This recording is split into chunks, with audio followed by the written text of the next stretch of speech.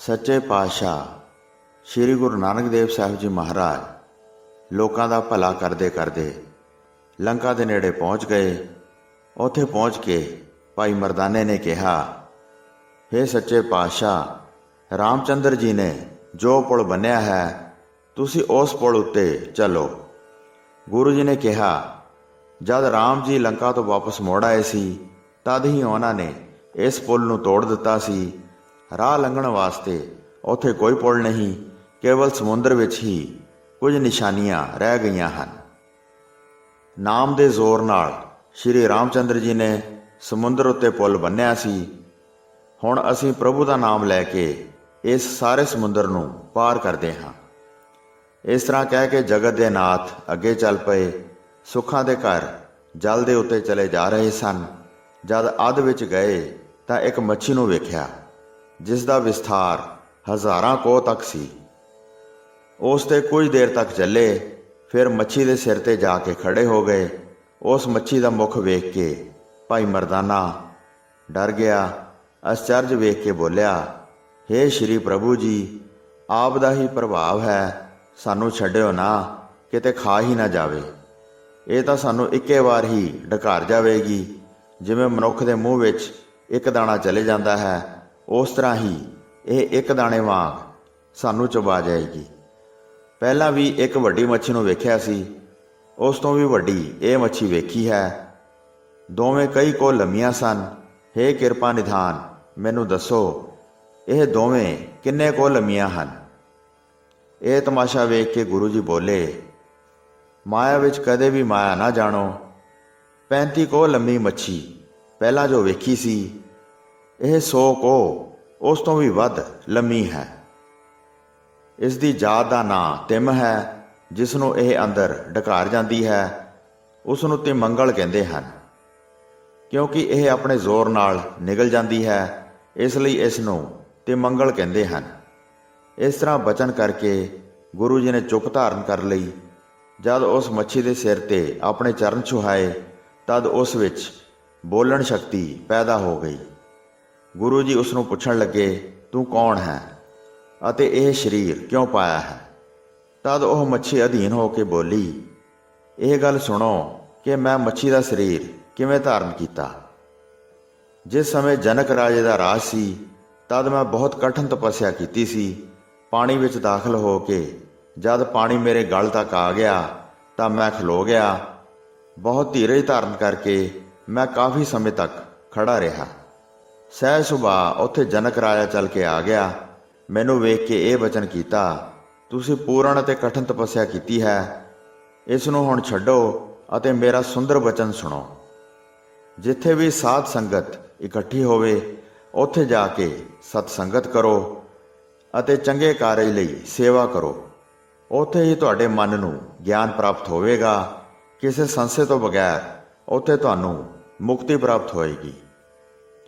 ਮੈਂ ਉਹਨਾਂ ਦੇ ਚਰਨਾਂ ਤੇ ਨਮਸਕਾਰ ਕੀਤੀ ਅਤੇ ਉਹਨਾਂ ਨੂੰ ਕਿਹਾ, 1 ਸਾਲ ਹੋਰ ਕਰਾਂਗਾ ਅਤੇ ਵਿਘਨ ਰਹਿਤ ਫੇਰ ਪੂਰਨ ਹੋਵੇਗੀ। ਇਹ ਸੁਣ ਕੇ ਜਨਕ ਰਾਜੇ ਨੇ ਕਿਹਾ ਕਿ ਤੂੰ ਸਾਡਾ ਚੰਗਾ ਵਚਨ ਨਹੀਂ ਮੰਨਿਆ ਹੈ, ਇਸ ਕਰਕੇ ਜਲ ਦਾ ਹੀ ਇੱਕ ਵੱਡਾ ਜੀਵ ਬਣ ਜਾ ਅਤੇ ਸਦਾ ਵਿਸ਼ਾਲ ਜਲ ਵਿੱਚ ਰਹੋ। ਮੈਂ ਇਹ ਬਚਨ ਸੁਣ ਕੇ ਦਿਲ ਵਿੱਚ ਬਹੁਤ ਡਰਿਆ।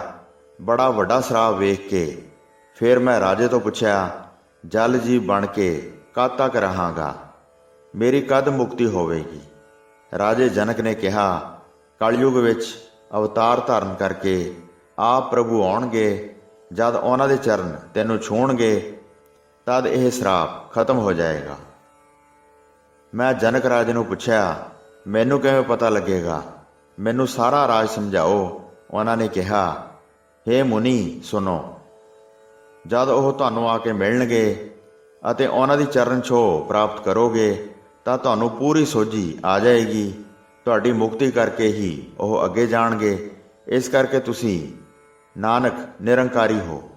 ਹੁਣ ਮੇਰਾ ਉਧਾਰ ਕਰ ਦਿਓ, ਮੈਂ ਤੁਹਾਡੀ ਸ਼ਰਨ ਆਇਆ ਹਾਂ, ਮੈਨੂੰ ਆਪਣੀ ਸ਼ਰਨ ਵਿੱਚ ਰੱਖੋ। ਤਦ ਉਸਦੇ ਇਹ ਬਚਨ ਗੁਰੂ ਜੀ ਨੇ ਸੁਣੇ ਤਾਂ ਉਹਨਾਂ ਨੇ ਕੋਮਲ ਮਿੱਠੇ ਬਚਨ ਕਹੇ, 8 ਪਹਿਰ ਤੇਰੀ ਉਮਰ ਬਕਾਇਆ ਹੈ। ਇਸ ਤੋਂ ਬਾਅਦ ਇੰਨੀ ਵੱਡੀ ਉਮਰ ਭੋਗ ਕੇ ਤੇਰਾ ਛੁਟਕਾਰਾ ਹੋ ਜਾਏਗਾ। ਉਸ ਸਮੇਂ ਤੱਕ ਵਾਹਿਗੁਰੂ ਦੇ ਨਾਮ ਦਾ ਸਿਮਰਨ ਕਰੋ, ਅਸੀਂ ਤੇਰੀ ਮੁਕਤੀ ਕਰਕੇ ਹੀ ਜਾਵਾਂਗੇ। 8 ਪਹਿਰ ਜਦ ਉਸਨੇ ਜਾਪ ਕੀਤਾ ਤਾਂ ਉਸ ਦਾ ਸਰਾਪ ਤੋਂ ਛੁਟਕਾਰਾ ਹੋ ਗਿਆ। ਉਸੇ ਵੇਲੇ ਮੱਛੀ ਦਾ ਸਰੀਰ ਛੱਡ ਕੇ ਉਸਨੇ 4 ਬਾਹਾਂ ਵਾਲਾ ਮਹਾਨ ਸਰੀਰ ਧਾਰਨ ਕੀਤਾ। ਕੰਨਾਂ ਵਿੱਚ ਕੁੰਡਲ ਪਾਏ ਸਨ ਅਤੇ ਕਾਲਾ ਰੰਗ ਸੀ ਅਤੇ ਇੰਨੀ ਸੁੰਦਰ ਦੇਹ ਬਣ ਗਈ ਮਾਨੋ ਦੂਸਰਾ ਕਾਮਦੇਵ ਹੋਵੇ।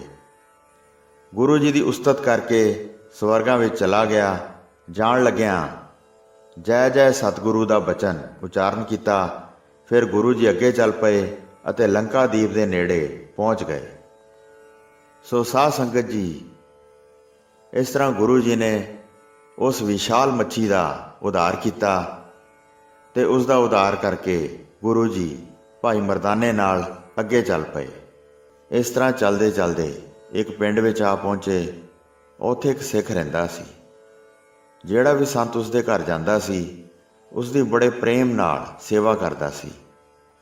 ਫਿਰ ਉਸ ਨੂੰ ਪ੍ਰਸ਼ਨ ਕਰਦਾ ਸੀ, ਸਾਧੂ ਨੂੰ ਮਿਲਣ ਨਾਲ ਕੀ ਫਲ ਮਿਲਦਾ ਹੈ, ਇਹ ਦੱਸੋ। ਉਸ ਦੀ ਮਨਸ਼ਾ ਪੂਰਨ ਕਰਨ ਹਿੱਤ ਗਰੀਬ ਨਿਵਾਜ ਗੁਰੂ ਜੀ ਉਸ ਦੇ ਘਰ ਗਏ।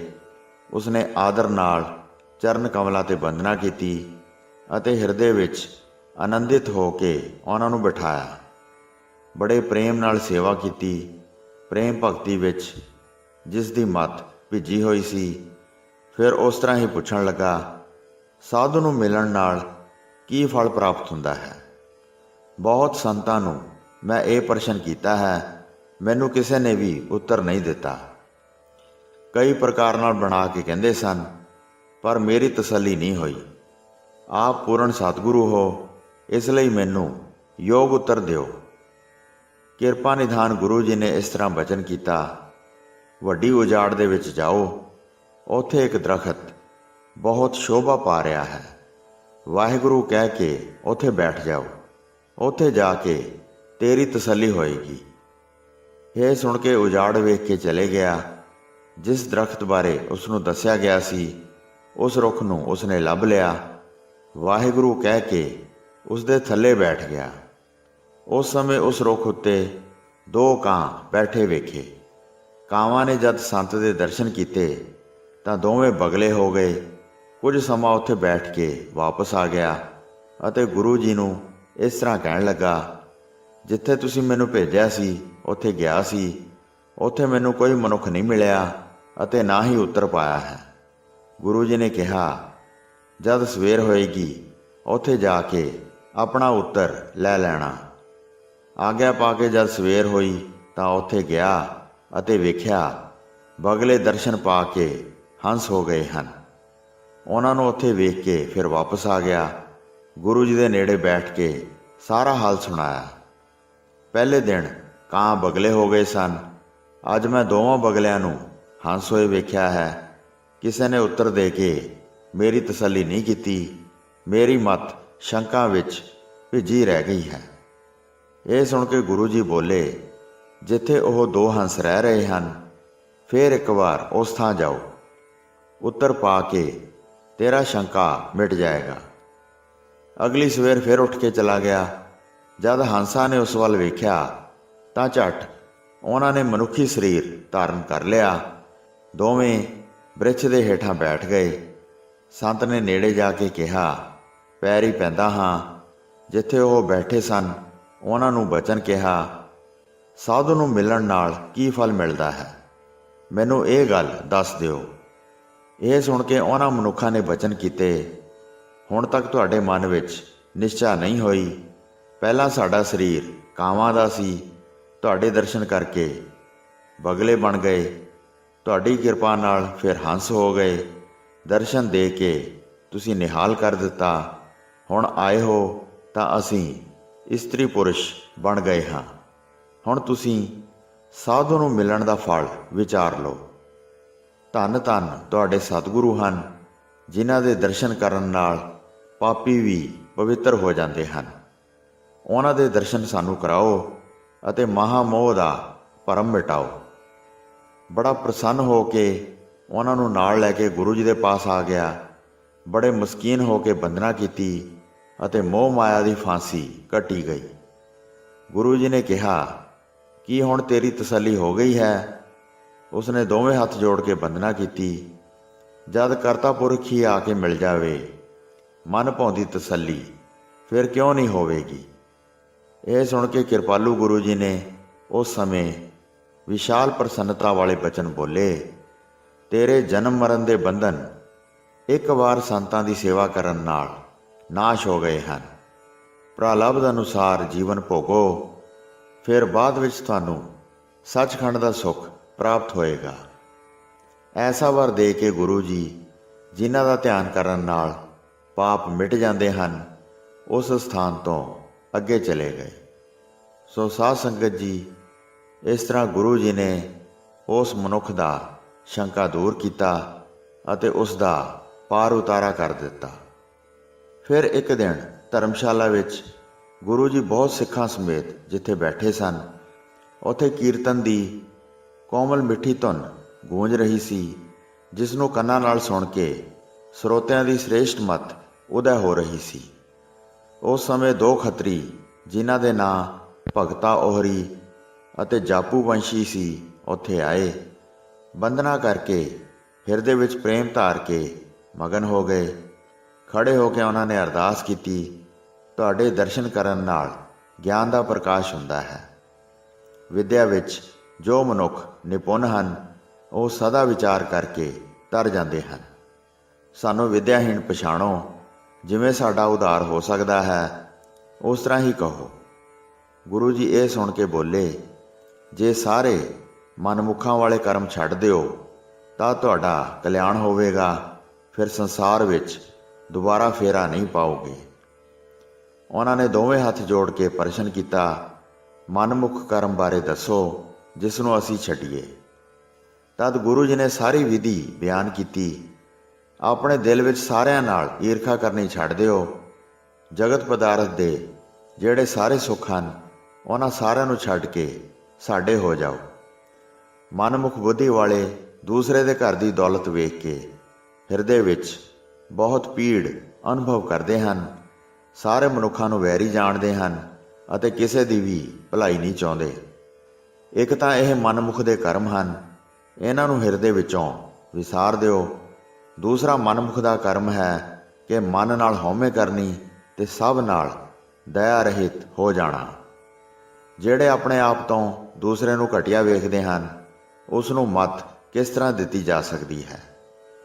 ਹੰਕਾਰ ਧਾਰਨ ਕਰਕੇ ਉਹ ਅਗਲੇ ਦਾ ਮਖੌਲ ਉਡਾਉਂਦੇ ਹਨ ਤੇ ਕਹਿੰਦੇ ਹਨ, ਇਹ ਮੇਰੀ ਦਿਆਲੂ ਬੁੱਧੀ ਦੇ ਬਰਾਬਰ ਨਹੀਂ ਹੈ। ਮਨਮੁਖ ਦਾ ਤੀਸਰਾ ਲੱਛਣ ਨਿੰਦਿਆ ਨੂੰ ਪਹਿਚਾਣੋ। ਇਸ ਨੂੰ ਤਿਆਗ ਦਿਓ ਤੇ ਕਦੇ ਕਿਸੇ ਦੀ ਨਿੰਦਿਆ ਨਾ ਕਰੋ। ਜਿਹੜਾ ਆਪਣੇ ਆਪ ਤੋਂ ਵੱਡਾ ਹੁੰਦਾ ਹੈ, ਉਸ ਦੀ ਉਸਤਤ ਕੌਣ ਕਰਦਾ ਹੈ?